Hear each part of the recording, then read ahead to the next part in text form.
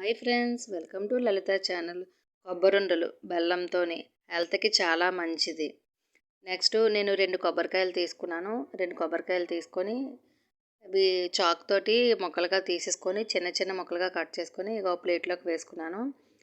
మనం ఇలా కొబ్బరికాయ పలంగా కోరేసినా పర్లేదు, లేదంటే మిక్సీ జార్లోకి వేసుకొని మిక్సీ పట్టించుకున్నా పర్లేదు.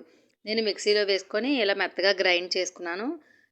నేను చూపించిన విధంగా చేసుకున్నాను. ఇలా చేసుకొని నెక్స్ట్ కప్పుతో కొలుచుకున్నాను. 2 కప్పులు వచ్చాయి.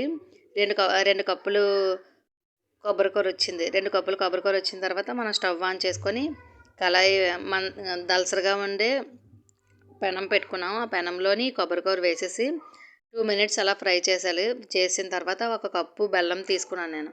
బెల్లం తురుము అది వేసేసాను. వేసిన తర్వాత అక్కడక్కడ చిన్న చిన్నగా ఉన్నాయి బెల్లం ముక్కలు. అవి ఇలా చిదిపేసి అలా కలుపుతూ ఉండాలి. ఈ బెల్లమును ఈ కొబ్బరికూరు బాగా ఫ్రై చేసుకోవాలన్నమాట. అలా ఫ్రై చేసుకొని నెక్స్ట్ నేను 1 టేబుల్ స్పూను నెయ్యి వేసుకున్నాను. నెక్స్ట్ యాలక్కాయ పౌడర్ వేసుకున్నాను. మీకు నచ్చితే వేసుకోవచ్చు, లేదంటే స్కిప్ చేసేయచ్చు. అవి వేసుకుంటే స్మెల్ చాలా బాగుంటుంది. అలా ఫ్రై చేసుకోవాలండి.